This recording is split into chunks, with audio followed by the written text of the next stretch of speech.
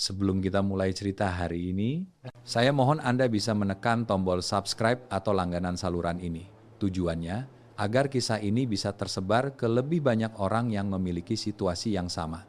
Jangan ragu untuk meninggalkan komentar di bawah untuk berbagi nasihat tulus kepada narasumber kita. Selamat datang Bapak Nam, saya sudah mendengarkan seluruh cerita Anda dengan sangat saksama.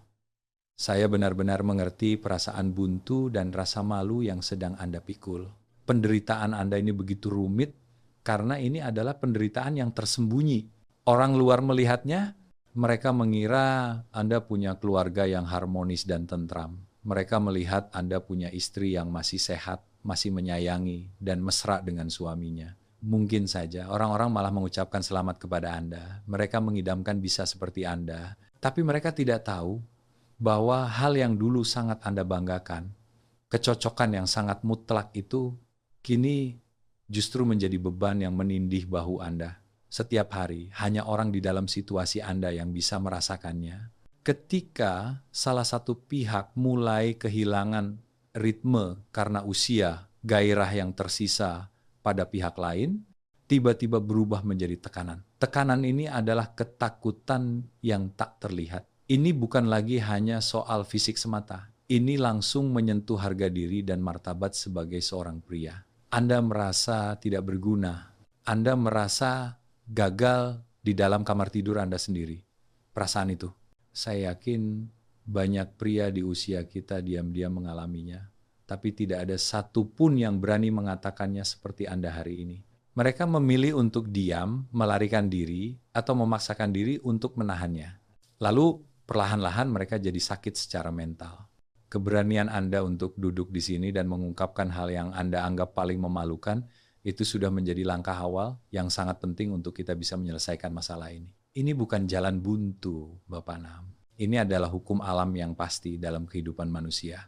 Tubuh kita akan berubah seiring waktu. Ada saatnya kuat, ada saatnya lemah. Yang terpenting adalah bagaimana kita menghadapi perubahan itu. Terima kasih karena Anda sudah percaya dan mau berbagi cerita. Sekarang, mari kita bersama-sama bersikap tenang. Kita akan membuka simpul masalah ini ya Pak Nam. Pak Nam, agar kita bisa memahami secara jelas ketidaksesuaian yang terjadi saat ini. Saya ingin kita kembali ke masa di mana Anda dan istri sangatlah serasi. Pasti tidak selalu tegang seperti ini kan. Masa muda. Masa di mana Anda dengan bangga mengatakan bahwa Anda berdua serasi dalam hidup. Masa di mana keharmonisan itu menciptakan kebahagiaan. Bagaimana itu semua bermula. Bisakah Anda ceritakan kepada saya bagaimana Anda dan istri bertemu dan jatuh cinta? Jeremy Teti. Mengingat masa itu, saya merasa senang sekaligus terharu.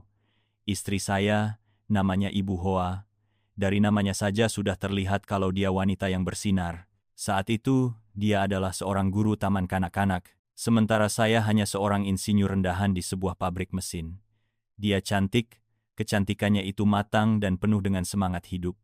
Saya sudah lama mengaguminya, tapi saya terlalu malu untuk berkenalan. Anda tahu Tuan Teti, dialah yang lebih dulu mengajak saya bicara. Dia melihat saya sering berdiri termangu di gerbang sekolah, menunggu cucu untuk dijemput. Dia keluar dan menyapa saya. Kepribadiannya itu kuat, sangat lugas. Dia tidak seperti wanita lain yang pernah saya temui. Dia berani berpikir, berani bicara, dan berani bertindak. Gairah itulah, rasa percaya diri, dan energinya itulah yang menarik saya. Kami jatuh cinta dengan cepat. Hanya 6 bulan, kami memutuskan untuk menikah. Keluarga saya sempat melarang.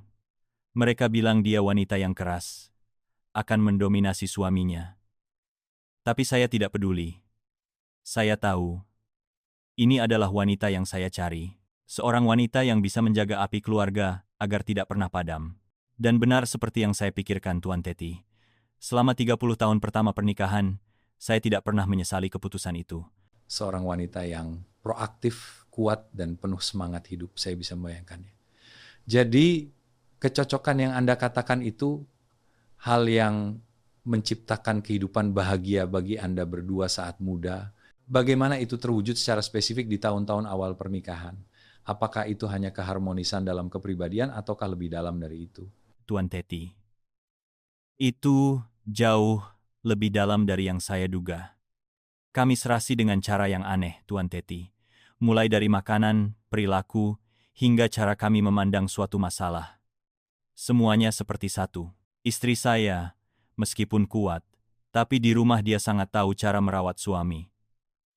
Dia benar-benar menjaga api rumah tangga. Dapur selalu hangat, makanan selalu enak, tapi kecocokan yang paling besar, yang selalu saya banggakan, adalah urusan ranjang. Sejak hari-hari pertama, kami sudah harmonis secara mutlak. Dia tidak pernah merasa malu dalam urusan itu. Dan dia juga tahu cara membuat saya merasa menjadi seorang pria sejati. Gairah dari kepribadiannya itu juga dibawa ke dalam kamar tidur. Dia penuh semangat, sangat intens, itu membuat saya tergila-gila padanya selama puluhan tahun. Kehidupan suami istri pasti sulit menghindari pertengkaran. Tapi anehnya, kami berdua. Kami mungkin bertengkar di ruang tamu. Tapi begitu masuk ke kamar tidur, hanya dengan sebuah pelukan darinya, sebuah sentuhan mesra. Semua kekesalan di hati saya hilang. Urusan ranjang bagi kami, itu bukan hanya kebutuhan. Itu adalah bumbu, adalah obat untuk merekatkan setiap konflik. Itu adalah cara kami menegaskan cinta kami setiap hari. Saya mengerti. Jadi bagi Anda berdua, keharmonisan fisik adalah ikatan tak terlihat yang menyatukan dua jiwa. Itu bukan sesuatu yang terpisah, tapi adalah bagian inti dari kebahagiaan pernikahan. Lalu, bagaimana energi melimpah yang dimiliki istri Anda itu, hal yang dulu Anda cintai itu, pernah membantu Anda melewati kesulitan hidup lainnya? Anda benar sekali. Ada suatu masa, sekitar usia saya 45 tahun. Saya mengalami kegagalan bisnis. Saya kehilangan banyak uang karena salah percaya teman. Saya benar-benar hancur. Saya pulang, hanya terbaring di tempat tidur. Tidak ingin bicara dengan siapapun. Saya merasa diri saya adalah orang yang gagal. Istri sayalah yang membangkitkan saya. Dia tidak mengucapkan satupun kata celaan soal uang. Dia hanya diam-diam memasak makanan yang saya suka. Dan malam itu, dia memeluk saya. Dia berkata, "Uang hilang, kita bisa cari lagi. Aku hanya butuh suamiku. Aku hanya butuh kekuatanmu yang dulu." Lalu, dia menyalakan kembali api kejantanan di dalam diri saya. Gairah dan kebutuhannya yang kuat akan saya. Itu membuat saya merasa diri saya masih berharga. Itu membuat saya menyadari, saya tidak boleh menyerah. Saya masih harus menjadi sandaran bagi wanita ini. Keesokan paginya, saya bangun sebagai orang yang berbeda. Saya mulai dari awal lagi, kalau bukan karena malam itu, kalau bukan karena semangat yang dia berikan, baik secara mental maupun fisik, saya tidak tahu apakah saya bisa bangkit. Dia adalah penyelamat saya, Tuan Teti. Sebuah cerita yang benar-benar menyentuh. Jadi energi yang tampaknya tak terbatas dari istri Anda itu hal yang dulu menjadi penyelamat Anda. Obat yang membangkitkan Anda dari kehancuran. Sungguh ironis, kini hal itu justru menjadi tekanan dan beban. Beban yang membuat Anda harus melarikan diri. Padahal dulu Anda begitu bangga akan hal itu. Anda sudah terbiasa dengan citra seorang pria yang jantan di mata istri Anda, dan Anda tidak pernah mempersiapkan diri untuk skenario yang lain selama tahun-tahun penuh kebahagiaan itu. Pernahkah Anda berpikir bahwa gairah istri Anda suatu hari nanti tidak akan sesuai lagi dengan kekuatan Anda? Atau apakah Anda hanya percaya bahwa Anda berdua akan menua bersama dan semuanya akan otomatis melambat pada saat yang sama? Jadi kecocokan mutlak itu tepatnya bertahan sampai kapan? Bisakah Anda jelaskan lebih detail tentang kehidupan bahagia itu tepat sebelum masalah usia ini muncul? Saat Anda masih merasa jantan dan istri Anda masih merasa puas? Kapan waktu itu terjadi? Ya, benar. Dulu saya sangat bangga. Teman-teman saya, terutama yang seumuran, banyak yang mengeluh bahwa pasangan di atas 50 tahun mulai hambar, tidur seranjang tapi seperti orang asing. Beberapa bahkan bercanda, hanya tidur bersama untuk berbagi selimut agar hangat. Tapi saya berbeda. Saya dan istri, sampai usia 55, 60 tahun, kami tetap mesra seperti saat baru pacaran. Saya sering bercanda dengan teman. Rahasia menjaga keharmonisan adalah punya istri yang energinya berlimpah. Saya pernah sangat menyombongkan hal itu. Saya anggap itu adalah berkah terbesar dalam hidup saya. Keharmonisan itu membuat saya merasa awet muda, merasa masih sangat jantan. Saya benar-benar tidak pernah berpikir Hal yang paling saya banggakan, suatu hari akan kembali menyiksa saya. Saya sudah terlalu terbiasa dengan ritme istri saya. Saya sudah terbiasa bahwa saya selalu bisa memuaskannya dan memuaskan dengan baik. Mendengar cerita Anda, saya benar-benar melihat itu adalah pernikahan yang diimpikan banyak orang. Sebuah perjalanan panjang, hampir 40 tahun. Di dalamnya ada cinta, ada pengertian, dan ada juga keharmonisan fisik yang membara. Sesuatu yang tidak semua orang beruntung memilikinya. Anda punya seorang istri yang total mencintai suaminya. Anda punya masa lalu yang bahagia dan memuaskan. Justru karena pondasi masa lalu yang terlalu gemilang inilah, kenyataan pahit yang terjadi sekarang membuat Anda sangat tersakiti dan syok. Tuan Teti, tidak pernah. Saya benar-benar tidak pernah memikirkannya. Saya begitu naif. Saya percaya, ketika saya menua, istri saya juga akan menua. Ketika saya melemah, dia juga akan melemah. Saya pikir kami akan serasi seperti itu sampai kami menutup mata. Saya melihat hukum itu terjadi pada pasangan lain. Mereka menua bersama, kebutuhan mereka juga menurun bersama. Mereka beralih dari cinta yang membara menjadi kasih sayang sebagai teman hidup. Saya pikir saya dan istri akan seperti itu, tapi saya salah. Saya menua. Kekuatan saya memudar karena sakit dan usia. Sementara istri saya, dia justru tampak melawan hukum alam. Dia masih sehat, masih cantik, dan gairah di dalam dirinya sepertinya tidak berkurang. Bahkan seolah-olah semakin kuat. Pak Nam, gambaran masa lalu yang Anda lukiskan sungguh sempurna. Sebuah pernikahan di mana cinta, kasih sayang, dan gairah fisik menyatu selama hampir 40 tahun. Keharmonisan itu, kebanggaan itu, begitu cemerlang, sehingga membuat kenyataan saat ini semakin kelabu dan menyakitkan. Lalu titik baliknya itu, retakan pertama dalam gambaran sempurna itu tepatnya muncul kapan? Kapan pertama kali Anda merasa tidak berdaya? Momen di mana Anda menyadari bahwa Anda tidak lagi seirama dengan istri Anda. Bagaimana hal itu terjadi secara spesifik, Pak? Sekitar 5-6 tahun lalu, Tuan Teti. Saat itu usia saya sekitar 58-59 tahun. Itu adalah saat putra bungsu saya menikah. Saya dan istri secara resmi menyelesaikan tugas kami sebagai orang tua. Kami seperti hidup kembali di masa bulan madu. Beban ekonomi sudah tidak ada. Anak-anak sudah mapan. Kami punya lebih banyak waktu untuk berdua. Kami mendaftar kursus dansa bersama. Kami berlibur, kadang di dalam negeri, kadang ke luar negeri. Setiap beberapa bulan kami bepergian. Dan tentu saja, urusan ranjang saat itu masih sangat indah. Bahkan mungkin lebih membara. Karena kami sudah tidak ada beban lagi. Psikologis kami sangatlah nyaman. Saya masih ingat perjalanan ke Dalat untuk merayakan ulang tahun pernikahan ke-35.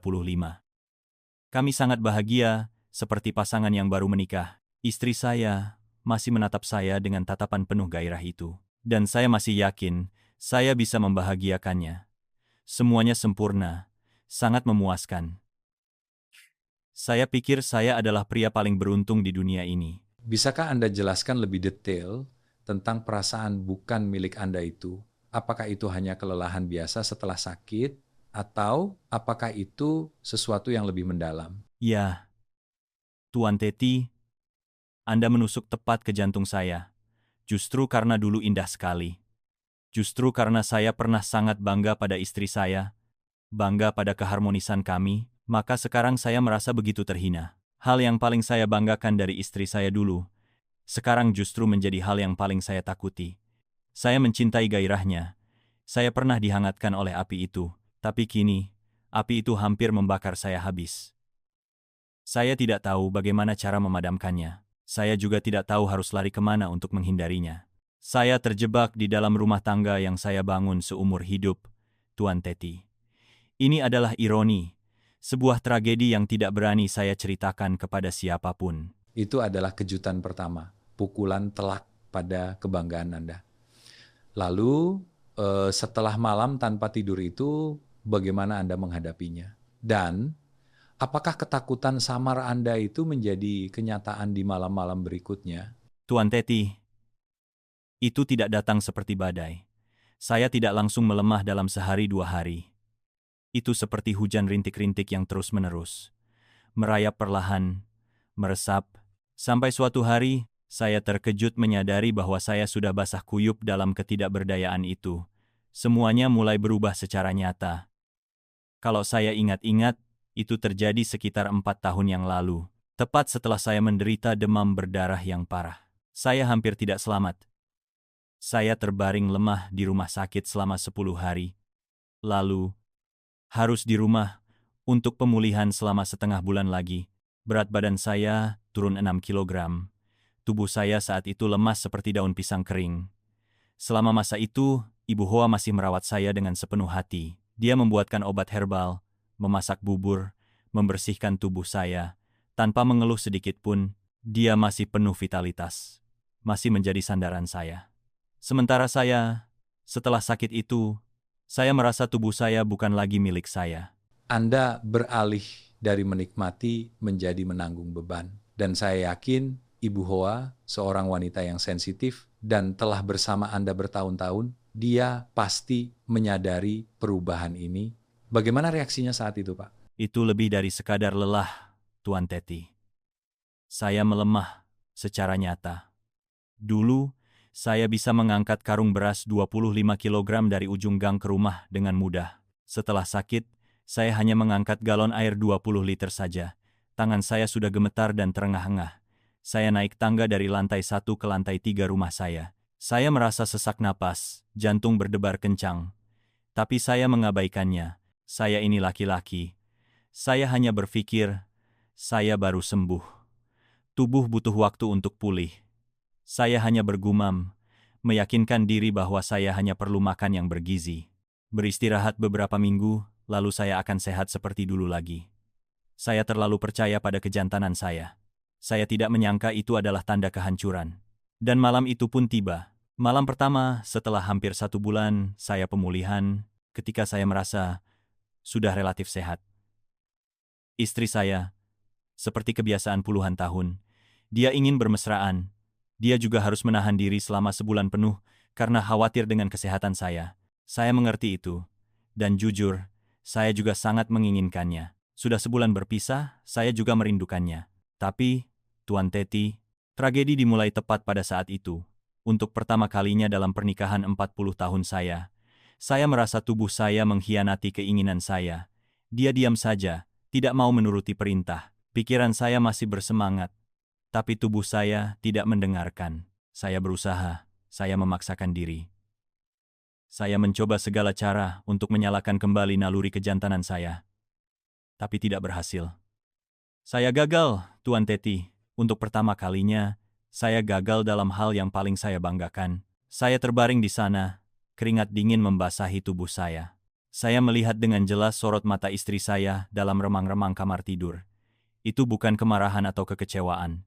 Itu adalah kebingungan, sedikit rasa hampa, sedikit kepanikan. Dia mungkin juga tidak mengerti apa yang terjadi. Suaminya, pria yang puluhan tahun tidak pernah mengecewakannya. Mengapa malam ini begini? Saya langsung berusaha menutupi rasa malu. Harga diri saya muncul. Saya cepat-cepat berdaham beberapa kali, lalu berkata, "Mungkin karena baru sembuh ya, sayang. Badan masih terlalu lelah. Sudah, ayo kita tidur saja." Dia mengangguk dengan cepat. Dia berkata, "Ya sudah, kamu tidur saja. Nanti kalau sudah benar-benar sehat." Lalu, dia membalikkan badan, meringkuk di sudut tempat tidur. Sementara saya, Tuan Teti, saya tidak bisa tidur semalaman. Saya tidak bisa memejamkan mata sedikit pun. Perasaan terhina dan malu itu datang, mencekik saya. Kejantanan yang saya sombongkan kepada teman-teman, martabat yang saya banggakan, kemana semua itu hilang? Saya merasa seperti seorang badut. Saya mencoba menenangkan diri. Saya berusaha berpegangan pada alasan. Ini hanya karena sakit. Besok kalau saya sehat akan berbeda. Tapi jauh di dalam hati saya, sebuah ketakutan sudah mulai tumbuh. Ketakutan bahwa ini bukan karena sakit, tapi ini karena usia tua. Ketakutan bahwa saya benar-benar sudah melemah. Anda sendiri yang membangun tembok. Anda menggunakan kemarahan untuk mendorong istri Anda menjauh, alih-alih menariknya mendekat untuk berbagi. Jadi, dari konflik tersembunyi itu mulai meledak menjadi konflik yang nyata. suasana keluarga pasti sudah banyak berubah. Itu menjadi kenyataan, Tuan Teti. Itu datang dengan sangat kejam. Malam-malam berikutnya tidak jauh lebih baik. Setiap 10 kali istri saya ingin bermesraan, saya gagal 3-4 kali. Atau, kalaupun berhasil, itu tidak lagi seperti dulu. Itu terjadi dengan cepat, penuh kelelahan. Saya tidak lagi merasakan kehangatan. Yang ada hanya tekanan. Frekuensi saya melayaninya menurun drastis. Dulu, kami bisa beberapa kali dalam seminggu. Sekarang, saya berusaha menjauhkannya. Saya hanya berani mendekati istri seminggu sekali. Dan saya mulai takut, saya tidak lagi menjadi pemimpin yang percaya diri seperti dulu. Saya mulai beralih ke posisi pasif. Saya tidak berani lagi memulai.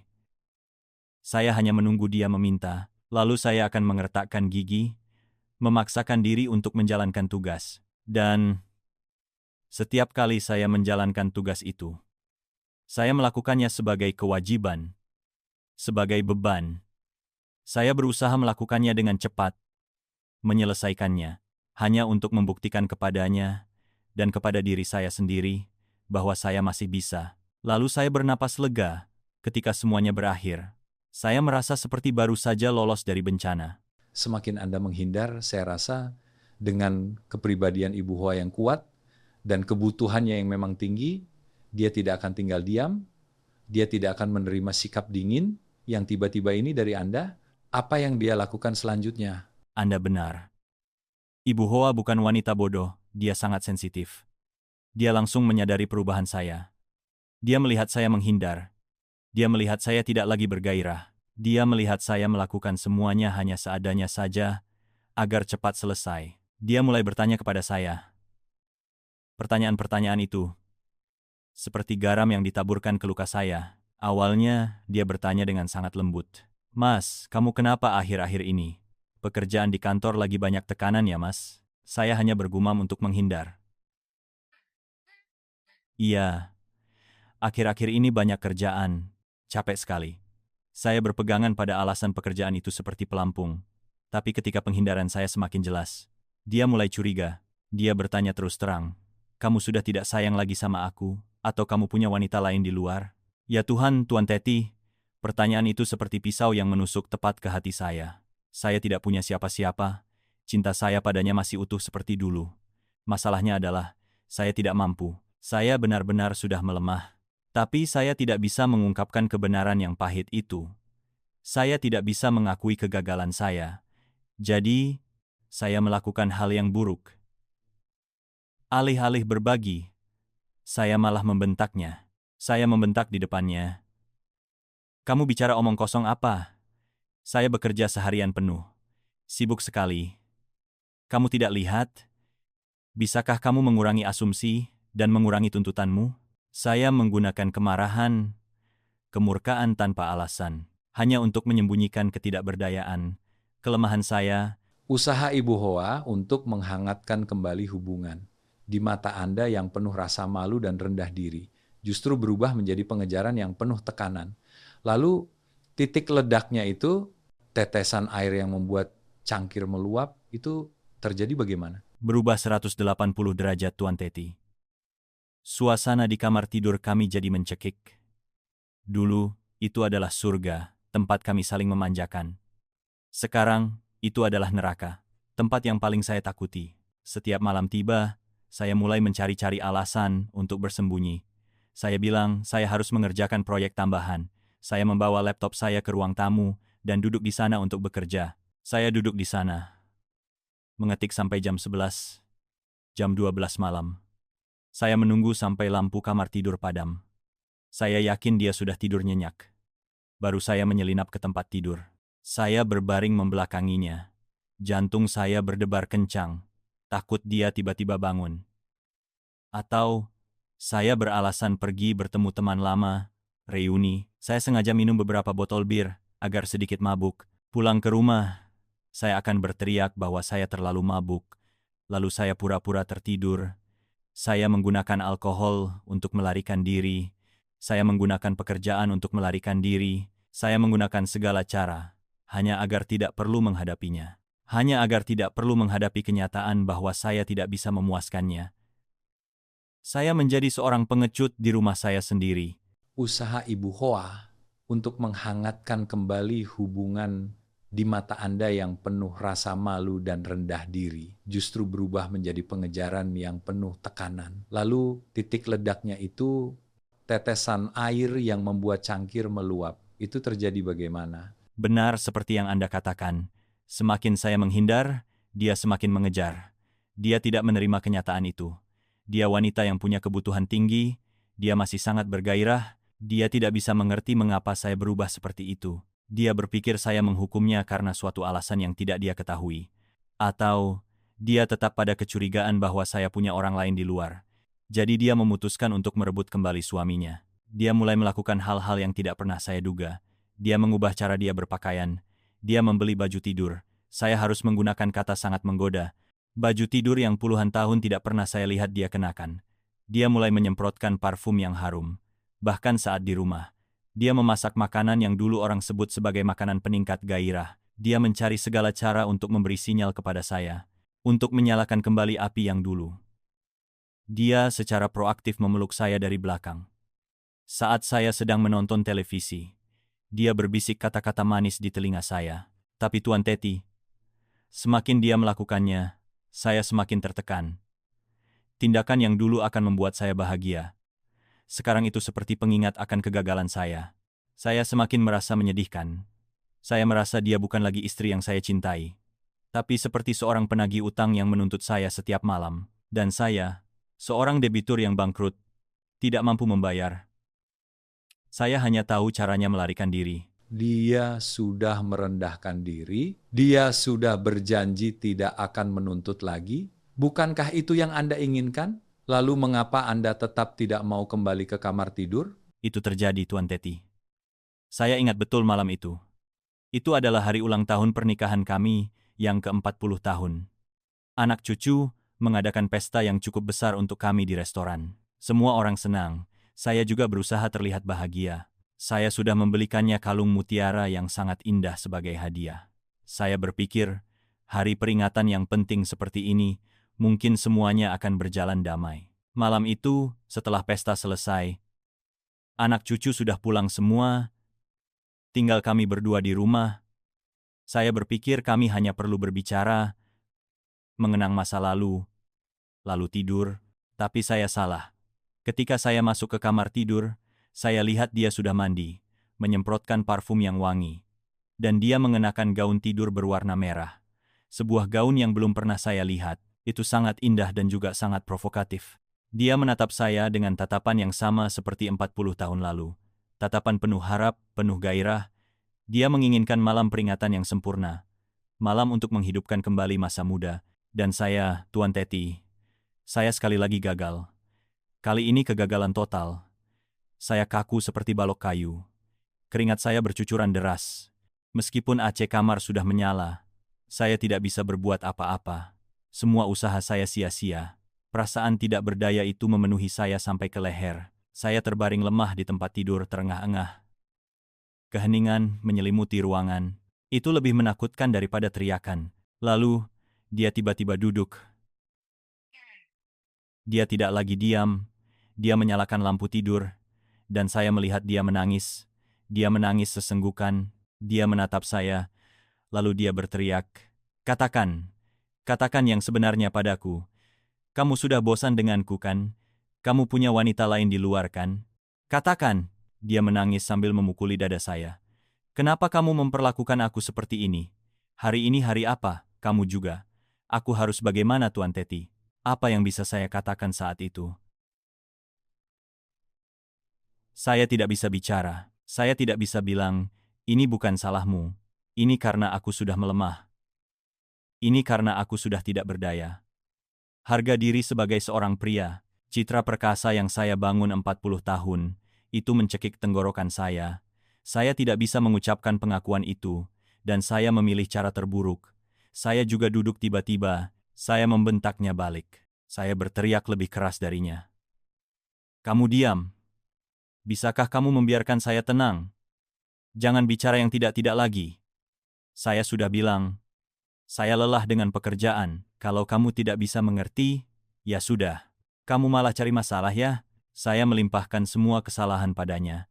Saya membuatnya menjadi istri yang tidak tahu diri, hanya tahu menuntut. Kami bertengkar hebat sekali. Itu adalah pertama kalinya setelah 40 tahun hidup bersama. Kami bertengkar hebat hanya karena urusan itu. Malam itu, saya membawa bantal dan tidur di ruang tamu. Saya memukul tembok dengan keras, tangan saya berdarah. Dan sejak malam yang menentukan itu, saya pindah tidur di ruang tamu. Saya berbohong padanya, berbohong pada anak cucu. Saya bilang saya sakit pinggang. Dokter menyuruh saya tidur di kasur keras di lantai baru bagus. Saya membuat diri saya sendiri menjadi orang sakit, hanya agar punya alasan yang sah untuk tidur terpisah. Hanya untuk lari darinya, lari dari kewajiban yang tidak bisa saya penuhi. Keheningan itu berlangsung berapa lama? Dan kebutuhan yang sangat tinggi dari istri Anda, gairahnya itu, bagaimana dia menyalurkannya dalam keheningan itu? Mana mungkin mudah, Tuan Teti. Masa-masa awal itu adalah neraka di dunia. Dia tahu saya berbohong. Dengan kepekaan seorang istri yang telah hidup bersama saya 40 tahun, saya yakin dia tahu saya sama sekali tidak sakit pinggang. Beberapa malam pertama, saya meringkuk di sofa yang sempit. Dia masih membuka pintu kamar tidur. Dia berdiri di ambang pintu, menatap saya tanpa mengucapkan sepatah kata pun. Tatapan matanya saat itu, Tuan Teti, ada kemarahan, ada permohonan, ada kekecewaan yang mendalam. Dia bertanya, "Sampai kapan kamu akan begini?" Dia berkata, "Kamu anggap aku ini apa di rumah ini?" Seorang istri yang dicampakkan suaminya harus tidur terpisah karena alasan yang tidak masuk akal. Saya tidak berani menatap matanya. Saya hanya memejamkan mata rapat-rapat. Pura-pura tidur nyenyak, pura-pura kelelahan. Saya mendengar napas panjangnya. Desahan itu berat, seperti pisau yang mengiris hati saya. Dia bahkan mencoba merendahkan diri. Dia membawa selimut untuk menyelimuti saya. Dia berkata, "Mas, masuklah ke kamar. Aku tidak akan minta lagi. Aku janji. Jangan menyiksa dirimu, jangan menyiksa aku seperti ini lagi." Tetangga melihat, anak cucu melihat. Mereka akan menertawakan kita. Perubahan besar, lebih besar daripada Anda tidur terpisah. Apa itu, Pak Nam? Karena harga diri saya, Tuan Teti, harga diri bodoh dari seorang pria yang telah gagal. Kalau saya masuk, lalu ternyata dia benar-benar tidak menuntut. Suasana canggung itu, tidur berdampingan tapi tidak berani bersentuhan. Itu lebih menakutkan daripada bertengkar. Saya tidak tahan tidur seranjang, tapi dia harus membalikkan badan. Atau saya harus pura-pura tidur. Itu lebih memalukan. Atau, bagaimana kalau saya masuk, dia tidak menuntut, tapi justru saya yang tiba-tiba ingin.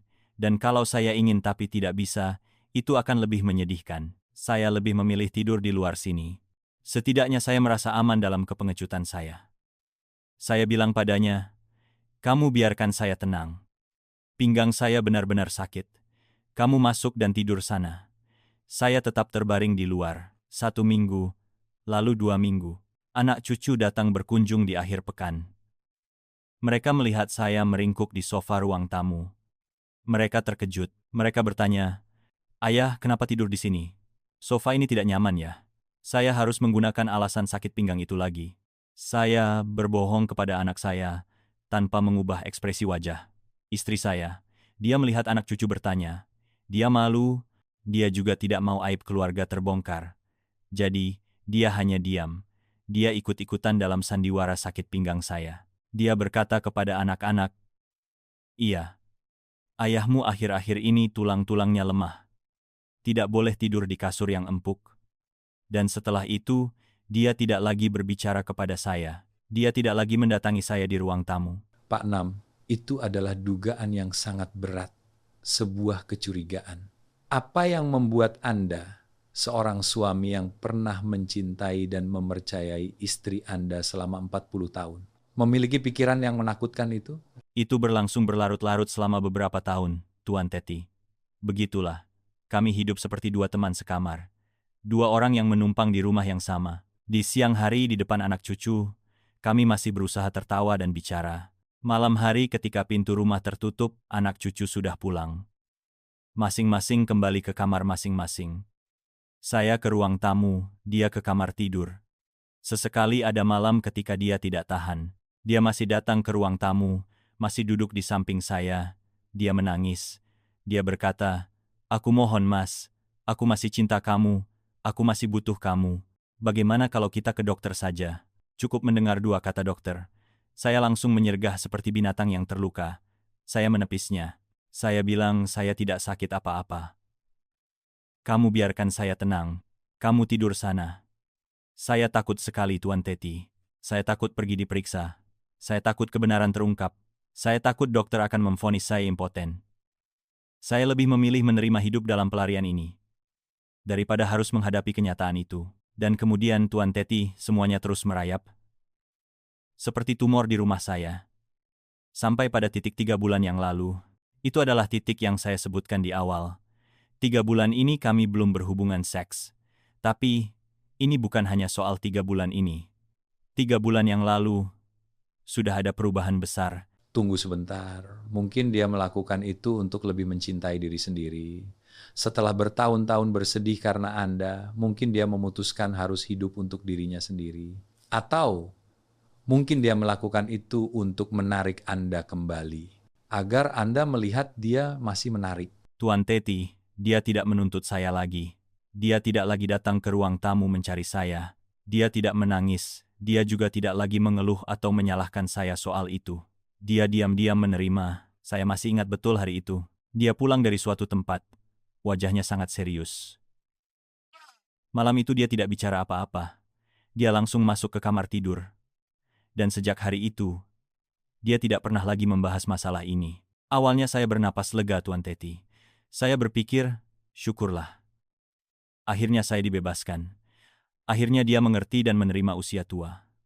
Saya senang diam-diam. Saya pikir, tidur terpisah saya akhirnya membuahkan hasil.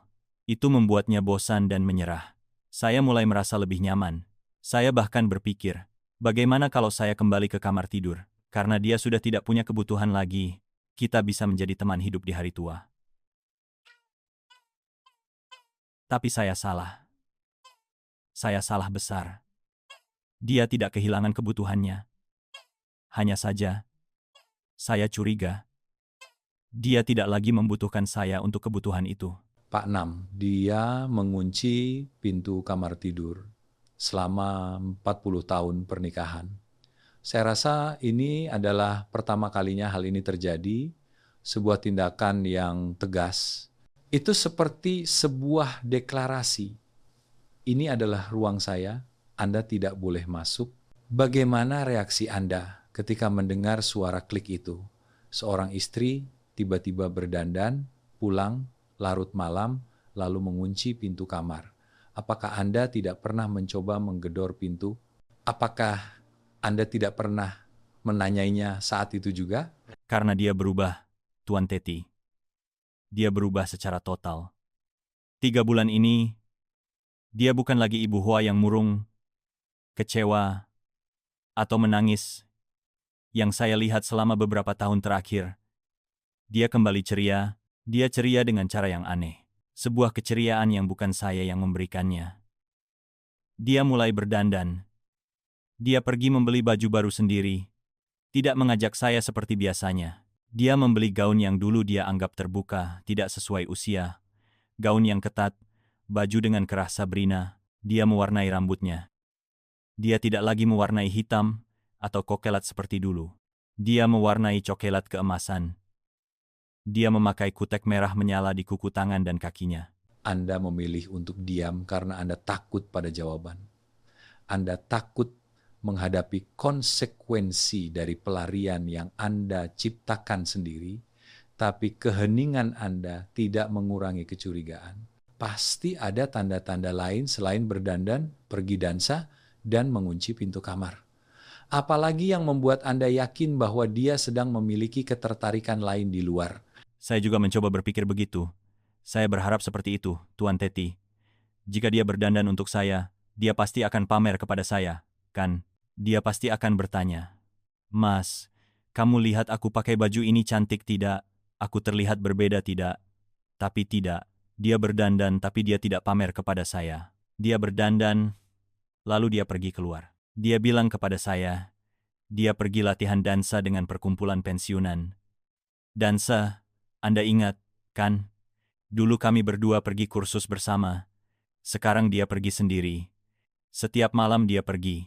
Dia bilang pergi bersosialisasi dan latihan seni. Jam 6 sore, dia pergi. Kadang jam 8, kadang jam 9 malam baru dia pulang. Pulang ke rumah, wajahnya merah merona, ceria. Dia bersiul. Dia berjalan melewati saya sedang meringkuk di ruang tamu. Dia bahkan tidak melirik saya sedikit pun. Dia melewatinya, membawa aroma parfum yang wangi. Parfum itu aneh sekali, sangat intens. Bukan aroma lembut yang biasa dia pakai. Dia langsung masuk ke kamar tidur, dan Tuan Teti, dia mengunci pintu dari dalam. Saya mendengar suara klik yang jelas. Dia mengunci pintu kamar tidur itu. Kamar tidur kami sendiri. Dia takut saya masuk. Atau, apakah dia takut dia menyembunyikan sesuatu di dalam kamar? Seorang wanita tua yang tidak peduli teknologi, tiba-tiba berinisiatif belajar menggunakan smartphone dan langsung memasang kata sandi. Itu adalah perubahan perilaku yang sangat besar. Bagaimana dia menggunakannya? Saya tertegun, Tuan Teti. Suara klik yang hampa itu lebih menyakitkan daripada sebuah tamparan. Itu seperti pisau yang memutus total ikatan terakhir antara saya dan dia. Saya ingin menggedor pintu. Saya ingin berteriak. Kenapa kamu mengunci pintu? Apa yang kamu sembunyikan di dalam? Tapi saya tidak bisa. Apa kapasitas saya untuk cemburu?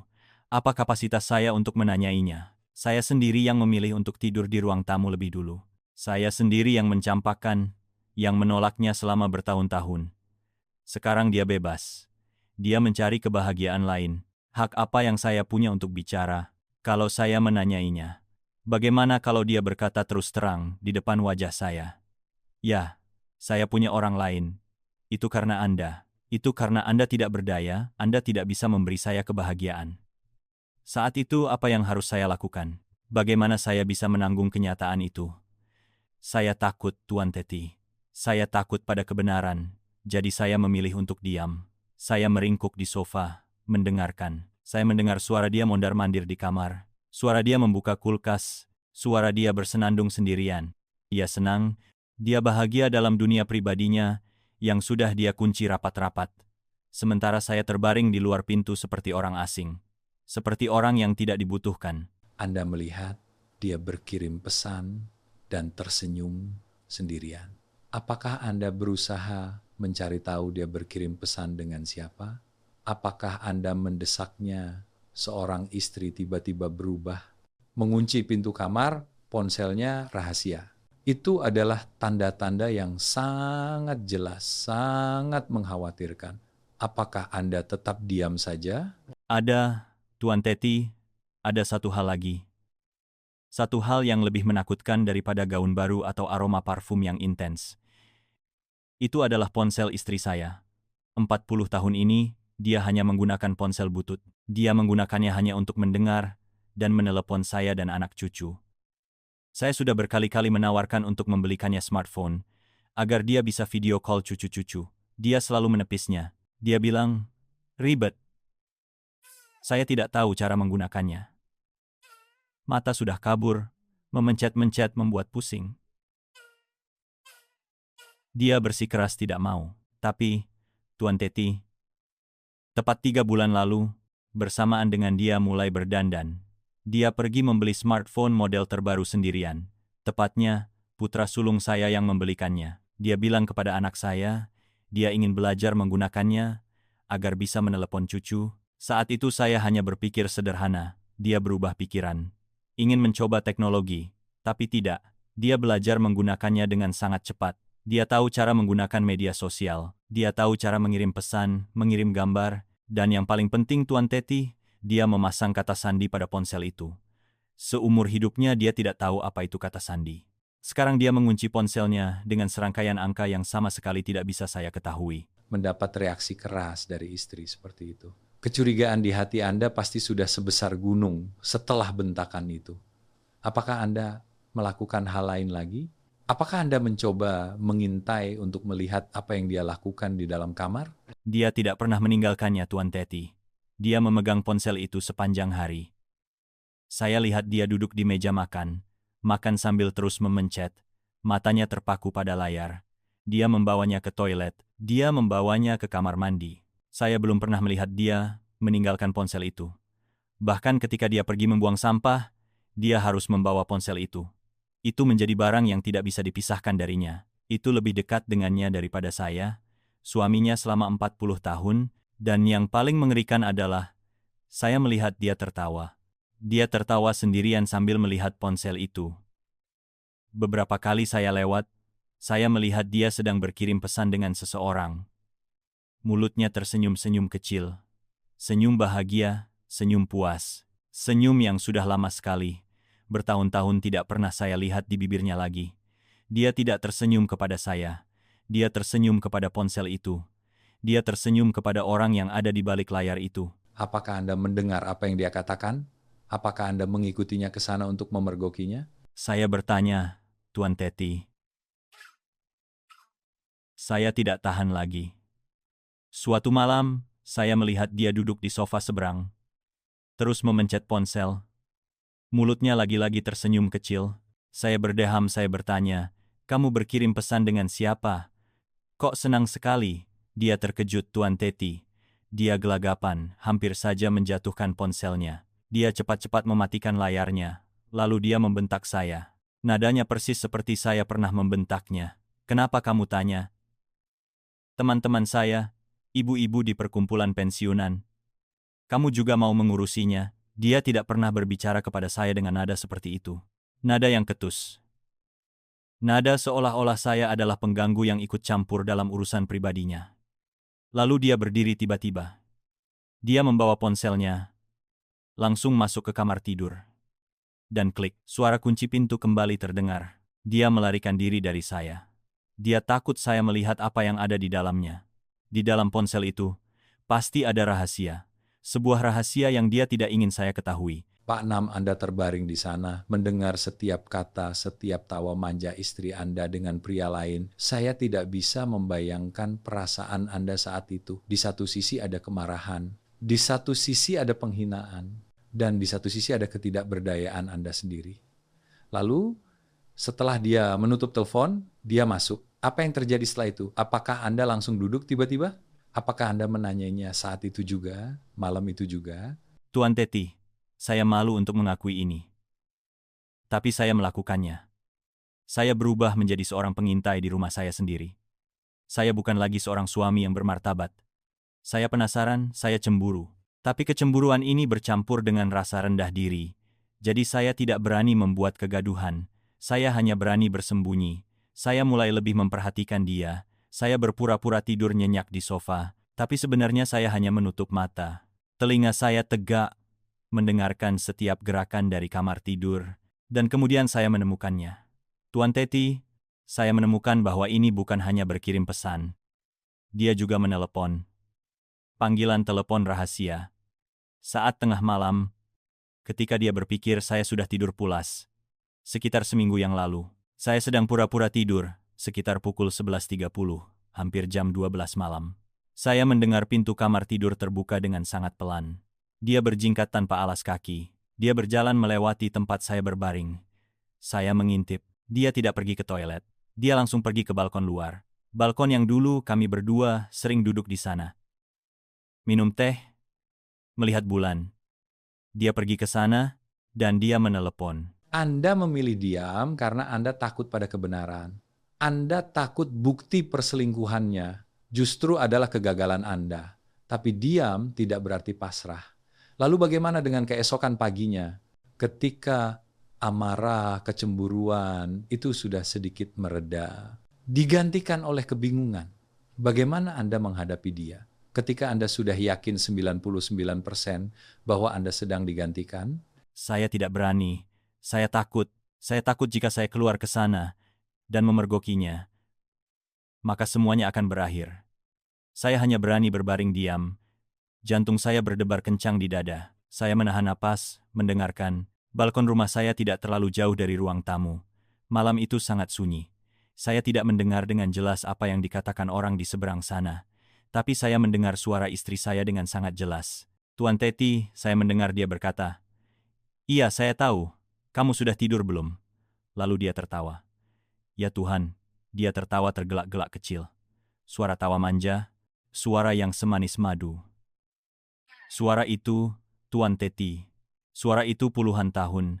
Hanya saya dengar ketika dia berada di tempat tidur bersama saya. Suara itu hanya dia gunakan untuk saya. Pada saat kami paling mesra, paling bahagia, suara itu sudah bertahun-tahun tidak dia gunakan untuk saya. Tapi sekarang, dia menggunakannya. Dia menggunakannya untuk pria lain. Melalui telepon. Pada pukul 12 malam di luar balkon, saya mendengar dia berkata, "Ayolah, saya rindu. Besok ketemu ya di tempat biasa ya." Saya terbaring di sana, Tuan Teti. Seluruh tubuh saya membeku. Saya tidak bisa bernapas. Darah saya terasa mengental. Apa yang saya rasakan, Anda tahu? Itu bukan hanya cemburu. Itu adalah pengkhianatan. Sebuah penghinaan yang tak terlukiskan. Ternyata, alasan dia tidak menuntut saya lagi. Alasan dia berdandan, alasan dia ceria, adalah karena dia sudah menemukan pengganti saya. Seseorang yang bisa memuaskannya. Seseorang yang bisa membuatnya tertawa manja dengan suara itu. Sementara saya, hanya seorang suami yang tidak berdaya, tidak berguna, meringkuk di ruang tamu. Anda mengatakannya. Bagaimana reaksi dia ketika mendengar kecurigaan itu? Tidak, Tuan Teti, saya tidak melakukan apa-apa. Saya tetap berbaring di tempat yang sama. Berpura-pura sudah tidur nyenyak. Berpura-pura tidak tahu apa-apa. Saya mendengar dia berjingkat melewati saya. Masuk ke kamar tidur. Dan klik, suara kunci pintu kembali terdengar. Semalaman itu, saya tidak tidur sedetik pun. Saya berbaring di sofa. Mata saya terbuka lebar menatap langit-langit. Di kepala saya, suara tawa itu terus terngiang. "Ayolah, saya rindu. Besok ketemu ya. Di tempat biasa ya." Itu menghancurkan hati saya, Tuan Teti. Saya merasa diri saya adalah pria paling hina di dunia ini. Istri saya sedang berkencan dengan pria lain. Sementara saya terbaring di sini, tepat di luar ruang tamu. Tidak berani melakukan apa-apa. Saya cemburu, saya marah, tapi saya juga merasa terhina. Saya bertanya pada diri sendiri. Jika saya menggedor pintu, masuk. Saya memegang tangannya. Saya berteriak, "Kamu bicara dengan siapa? Apa yang akan dia katakan? Apakah dia akan menyangkal? Atau apakah dia akan mengangkat wajahnya?" Dia berkata terus terang, "Ya, saya bicara dengan kekasih saya." Siapa orangnya? Anda juga tidak perlu tahu. Anda lihat diri Anda sendiri. Apakah Anda masih seorang suami? Saya takut pada jawaban itu, Tuan Teti. Saya takut dia akan mengaku. Saya takut dia akan mengungkapkan kebenaran yang saya coba hindari. Bahwa saya tidak berdaya. Jika dia mengatakan itu, di mana saya harus menyembunyikan wajah saya? Jadi saya memilih cara yang paling pengecut, yaitu diam. Coba lihat diri Anda dulu. Dia mengatakan kalimat yang paling Anda takutkan untuk didengar. Dia tidak mengakui, tapi dia juga tidak menyangkal. Dia menggunakan kesalahan Anda sendiri, ketidakberdayaan Anda sebagai perisainya, dan dia menang, Pak. Dia telah membungkam mulut Anda dengan rasa rendah diri Anda sendiri. Pagi berikutnya, saya bangun sangat pagi. Saya duduk memeluk lutut di ruang tamu, menunggunya. Saya sudah berpikir semalaman. Saya memutuskan saya tidak akan membuat keributan. Saya akan bertanya dengan tenang. Saya akan bertanya dia menelepon siapa semalam. Saya harus tahu siapa orang itu. Saya harus tahu kebenarannya. Sekitar jam 6 pagi, dia membuka pintu kamar tidur. Dia keluar, masih seperti biasa. Mengenakan baju olahraga. Dia berdandan, wajahnya segar. Dia melewati saya, dia bahkan bersiul dengan sebuah melodi. Dia melihat saya duduk di sana, mata saya merah. Dia hanya melirik sekilas. Dia mengajukan satu pertanyaan, nada suaranya cuek, sampai-sampai menakutkan. "Hari ini kamu tidak pergi olahraga?"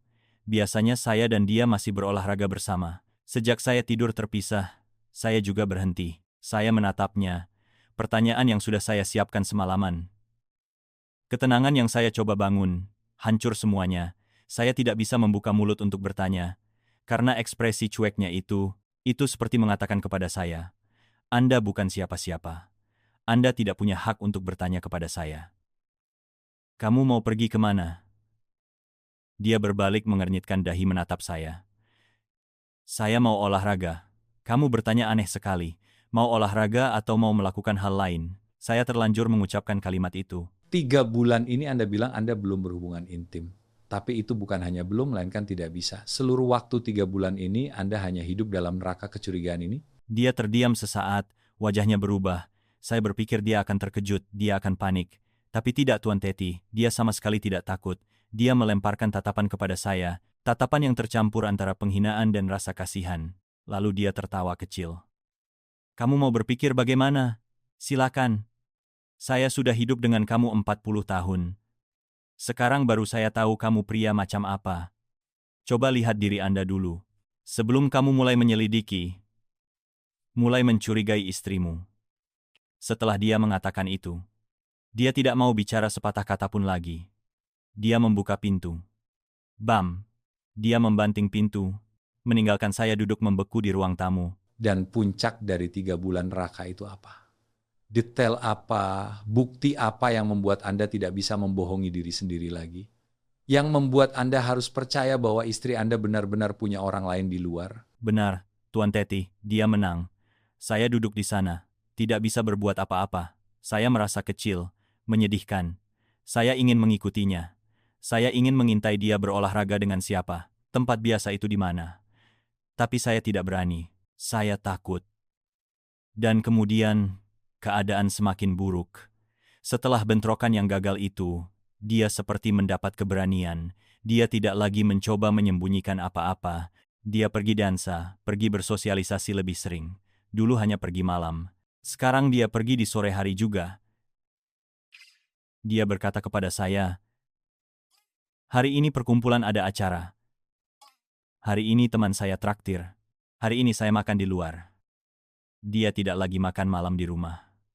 7 hari seminggu, dia makan di luar 6 hari. Saya sendirian, menyendiri di dapur yang dingin. Menyiapkan makanan dan makan sendirian. Istri saya, dia ada di mana? Dia makan dengan siapa? Apakah dia tertawa manja dengan suara itu kepada orang lain? Apakah dia menyuapi orang itu? Pertanyaan-pertanyaan itu terus berputar-putar di kepala saya.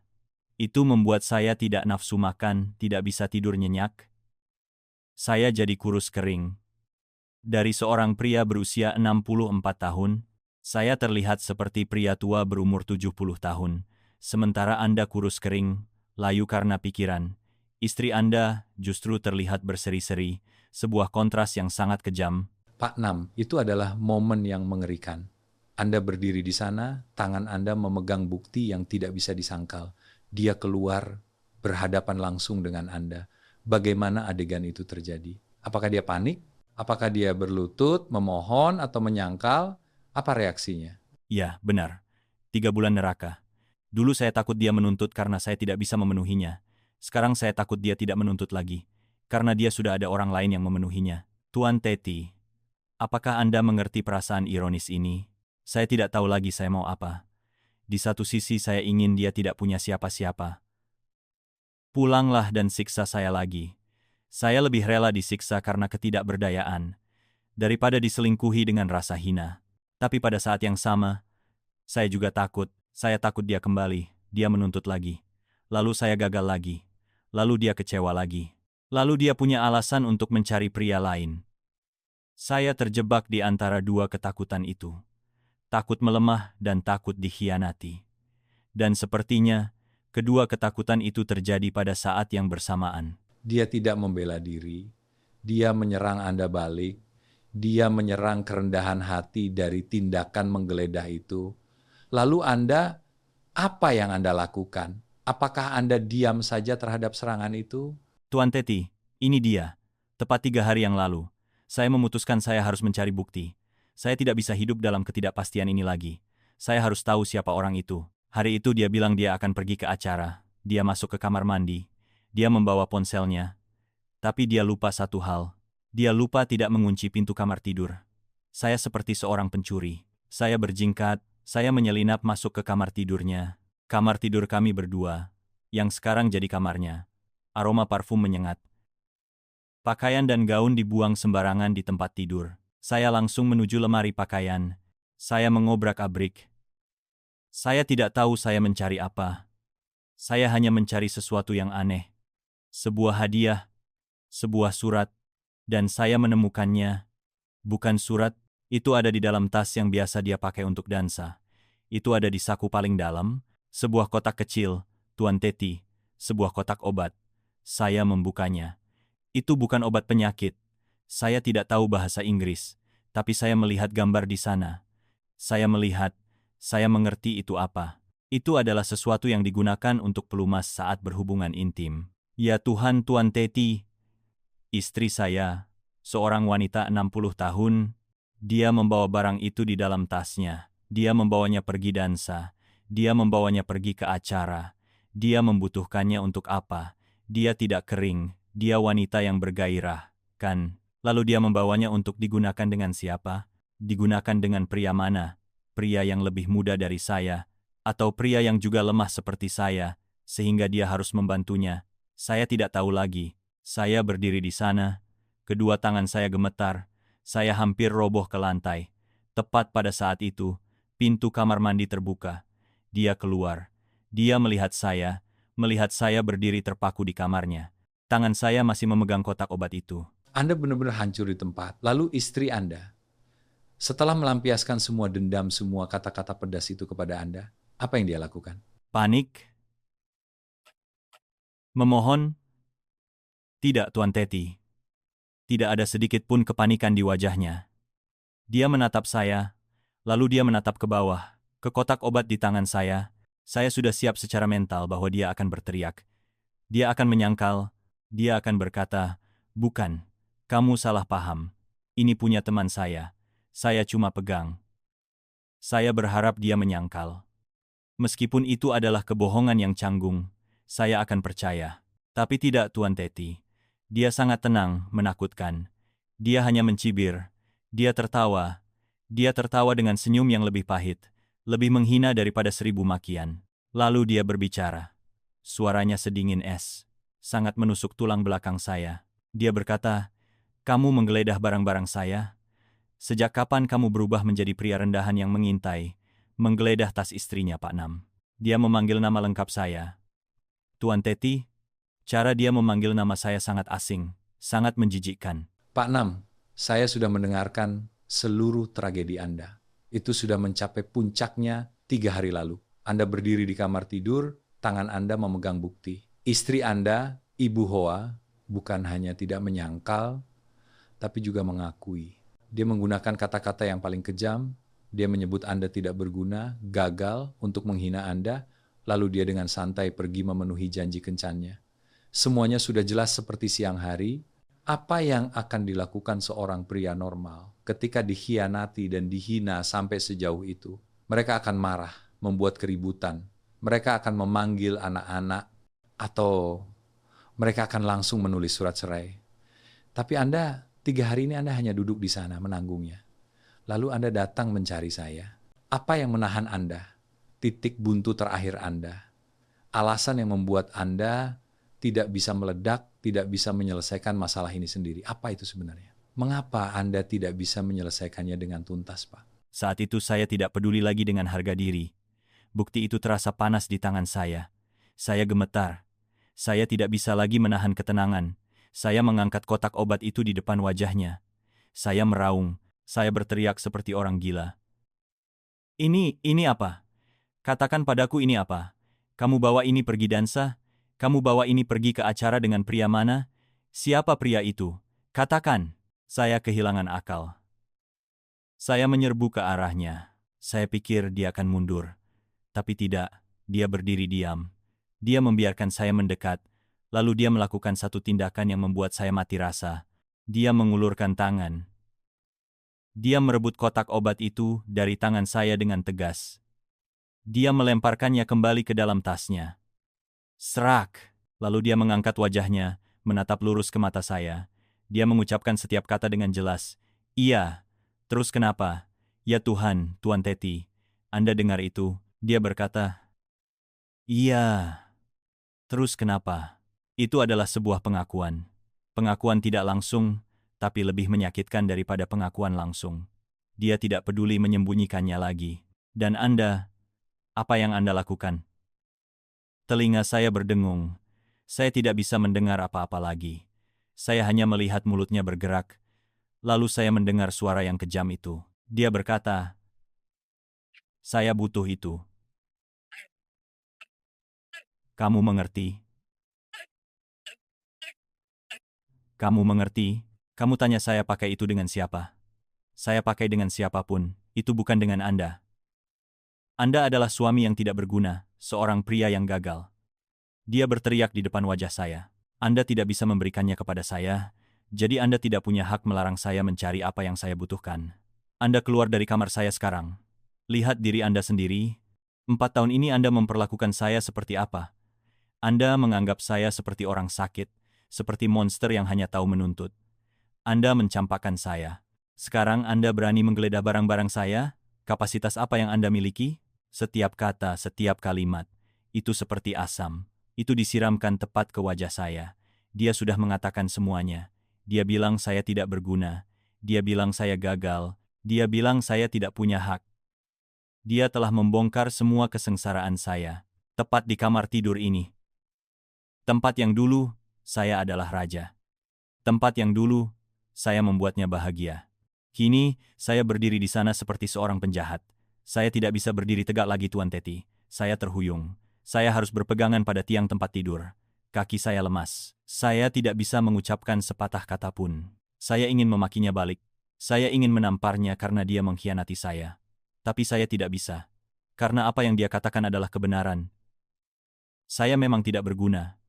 Saya memang pengecut. Saya tidak punya kekuatan sedikit pun untuk melawan. Saya kalah. Saya mengerti. Belenggu terbesar yang mengikat Anda adalah harga diri sebagai kepala keluarga. Hal yang sudah Anda coba lindungi selama 4 tahun ini, Anda lebih memilih berbohong sakit pinggang. Lebih memilih tidur di ruang tamu. Lebih memilih dihina istri. Asal tidak mengakui bahwa Anda lemah. Sekarang itu adalah pisau bermata dua. Itu adalah alasan Anda melarikan diri, dan itu juga alasan Anda tidak bisa melepaskan diri. Tapi Pak Nam, harga diri adalah satu hal. Bagaimana dengan kasih sayang? Anda dikhianati dengan sangat kejam seperti itu. Apakah kecemburuan, kemarahan seorang suami tidak cukup besar? Sehingga Anda mengabaikan harga diri untuk menyelesaikannya secara tuntas? Atau apakah cinta Anda padanya sudah mati? Dia menatap saya dengan tatapan dingin terakhir. Lalu dia berkata, "Tolong, keluar dari kamar ini. Saya mau ganti baju. Saya sudah terlambat janji." "Terlambat janji?" "Tuan Teti." Dia bilang dia terlambat janji. Dia akan menemui orang itu. Tepat setelah menghina suaminya, dia pergi menemui pria itu. Pria yang dia bawa kotak obat itu bersamanya. Lalu dia melewati saya. Melewati saya seolah-olah saya tidak ada. Seolah-olah saya adalah bayangan, seonggok sampah. Dia langsung menuju lemari pakaian. Dia mengambil gaun terindahnya, gaun berwarna merah. Gaun yang belum pernah saya lihat dia kenakan. Dia membawa gaun itu, langsung masuk ke kamar mandi. Bam! Pintu kamar mandi tertutup. Saya masih berdiri di sana, membeku. 5 menit kemudian, dia keluar. Cantik, mempesona, wangi. Rambutnya tertata rapi, make-upnya sempurna. Dia seperti seorang ratu. Dia tidak memandang saya. Dia mengambil tasnya. Tas yang berisi bukti itu. Dia langsung menuju pintu kamar. Lalu dia langsung menuju pintu utama. Bam! Pintu rumah tertutup. Dia pergi. Dia pergi berkencan dengan orang itu. Meninggalkan saya sendirian. Sendirian di kamar tidur yang dingin, dengan aroma parfumnya yang menyengat, dan rasa malu saya yang tak terlukiskan. Tuan Teti, itu terjadi 3 hari yang lalu. Sejak hari itu sampai sekarang, kami tidak berbicara sepatah kata pun. Dia masih pergi. Dia pergi sejak pagi dan pulang ke rumah saat tengah malam. Saat saya sudah tertidur karena kelelahan di sofa, dia pulang, mandi, lalu klik, mengunci pintu kamar tidur dari dalam. Kami tinggal serumah, tapi lebih parah dari orang asing. Saya tidak tahu 3 hari ini dia pergi kemana, melakukan apa, dengan siapa.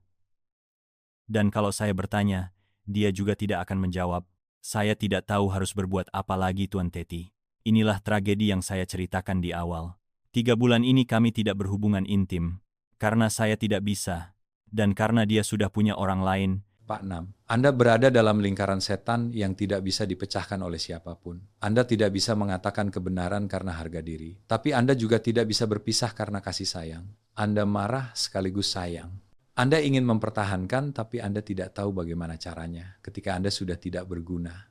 Anda ingin melepaskan, tapi Anda juga tidak tega. Lalu bagaimana dengan anak-anak? Anda bilang Anda takut anak-anak tahu, tapi mereka sudah besar, mereka sudah dewasa, mereka punya keluarga sendiri. Apakah Anda tidak bisa curhat kepada salah satu dari mereka agar mereka sebagai anak bisa menjadi jembatan? Agar mereka menasehati ibu mereka, mengapa Anda memilih menanggung tragedi ini sendirian? Tuan Teti, Anda benar. Perceraian. Dua kata itu sudah berputar-putar di kepala saya selama 3 hari ini. Saya sudah berpikir saya akan melemparkan surat itu ke wajahnya, tapi saya tidak bisa melakukannya. Tuan, apa yang harus saya katakan di pengadilan? Apa yang harus saya katakan kepada anak cucu saya? Saya tidak bisa.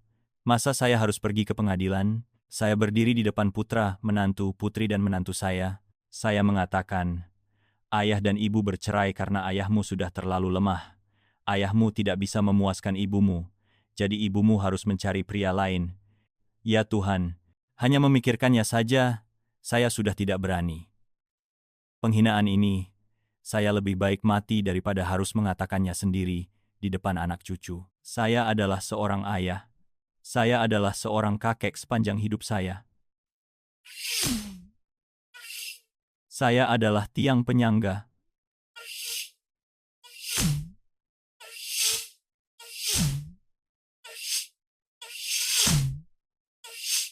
Saya adalah contoh bagi mereka. Anak-anak saya selalu bangga dengan orang tua mereka. Sekarang, bagaimana saya bisa menghancurkan citra itu dengan tangan saya sendiri? Anak cucu akan melihat saya dengan tatapan apa? Kasihan? Atau hina?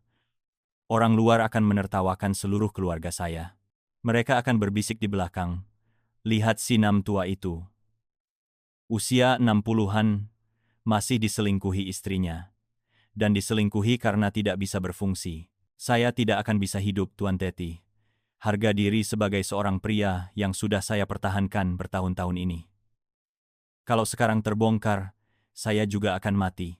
Mati dengan rasa malu. Anda sekali lagi memilih untuk melindungi. Anda melindungi citra Anda. Anda melindungi kedamaian palsu untuk anak-anak Anda. Anda lebih memilih menggerogoti neraka ini sendirian. Anda lebih memilih membiarkan istri Anda bertindak semaunya di belakang Anda. Daripada keluarga hancur secara terbuka. Tapi, Pak Nam, Anda diam bukan berarti keluarga Anda tidak hancur. Itu sudah hancur. Itu hancur dari dalam dengan cara yang membusuk. Anda hidup seperti bayangan di rumah Anda sendiri. Dia menganggap Anda tidak ada. Apakah rumah itu masih bisa disebut keluarga? 3 hari ini. Setelah dia mengakui, iya. Terus kenapa? Apa yang sudah Anda lakukan? Anda hanya terbaring di sana, menunggu, lalu mencari saya. Apakah Anda tidak punya rencana sama sekali?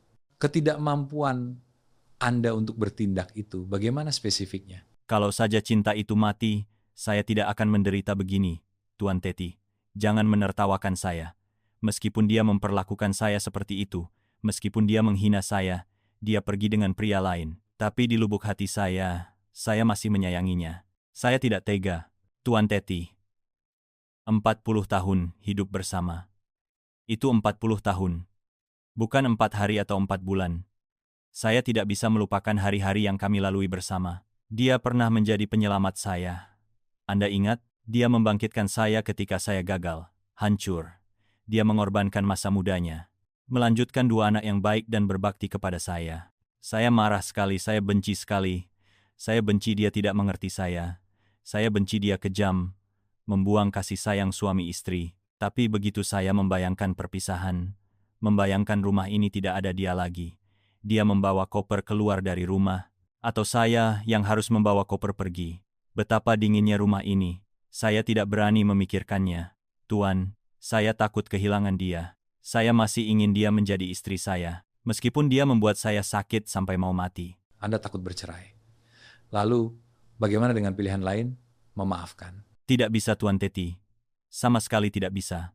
Saya tidak bisa membuka mulut menceritakan hal ini kepada anak saya. Putra sulung saya, dia sangat mengidolakan saya. Sejak kecil sampai dewasa, di matanya, saya adalah ayah yang sempurna, suami yang patut dicontoh, pria yang kuat, sandaran bagi seluruh keluarga. Sekarang, bagaimana saya harus memberitahunya? Nak, ibumu sedang selingkuh. Dia pasti akan bertanya, kenapa? Apa yang akan saya jawab? Oh, itu salah ayahmu tidak menjalankan tugas sebagai suami. Saya mengatakan kalimat itu. Di mana lagi saya harus menaruh wajah di depan anak saya? Saya akan kehilangan segalanya. Saya akan kehilangan rasa hormat dari anak saya. Citra seorang ayah yang saya bangun seumur hidup, itu akan runtuh dalam sedetik. Jadi, Anda takut kehilangan citra di mata anak. Tidak hanya citra, saya juga takut membuat mereka menderita. Lagi pula, jika saya memanggil anak-anak, Ibu Hoa, apa yang akan dia lakukan? Dia akan membalikkan kartu. Persis seperti yang dia lakukan kepada saya. Dia akan berkata terus terang kepada anak-anak, ya, ibumu punya orang lain. Itu karena ayah kalian tidak berguna. Saat itu anak saya akan percaya siapa? Mereka harus membela siapa? Membela saya, seorang suami yang tidak berdaya, atau membela dia, seorang istri yang penuh hasrat. Keluarga akan terbagi menjadi dua kubu, mereka harus berdiri di tengah, melihat orang tua mereka membongkar urusan pribadi yang paling kotor. Saya tidak ingin anak-anak saya harus menanggung hal itu. Mereka punya keluarga sendiri, punya pekerjaan. Saya tidak bisa mengganggu kehidupan mereka karena masalah saya. Tidak bisa. Anda takut bercerai. Anda juga tidak bisa merendahkan diri memohon. Lalu ada satu jalan lagi. Jalan yang dulu pernah dia sarankan. Mengapa Anda tidak pergi ke dokter? Mengapa Anda tidak mencoba berobat? Tuan Teti, saya benar-benar tidak tahu harus berbuat apa. Saya tidak tahu harus mulai dari mana. 3 hari ini pikiran saya kosong.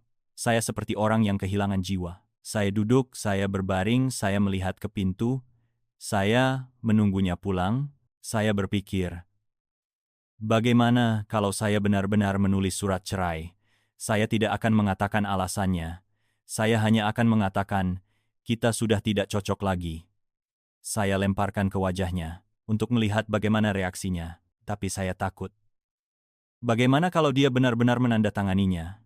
Bagaimana kalau dia memang mengharapkan saya melakukan itu, agar dia bisa sah secara hukum, agar dia bisa terang-terangan pergi dengan pria itu?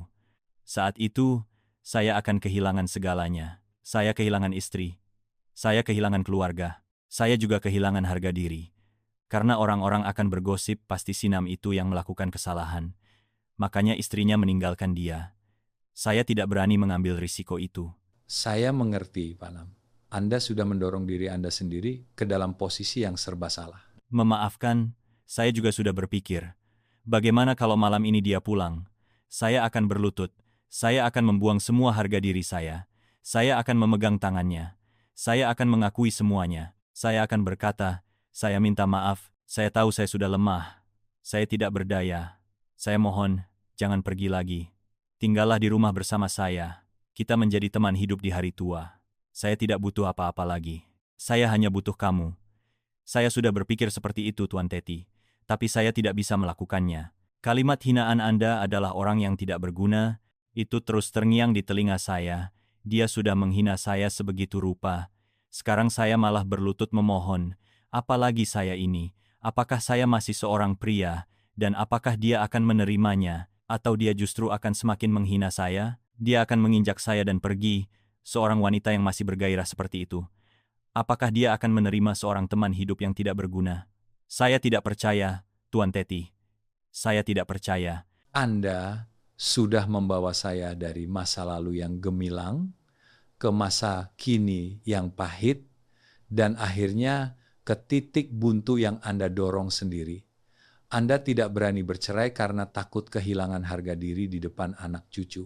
Anda tidak berani memohon karena takut semakin dihina. Anda tidak berani berobat karena takut tidak berhasil, atau takut istri Anda sudah tidak butuh lagi. Anda terjebak antara kasih sayang dan harga diri, antara masih sayang dan dikhianati. Anda sudah menggambarkan 4 jalan dan menyimpulkan sendiri bahwa keempatnya adalah jalan buntu.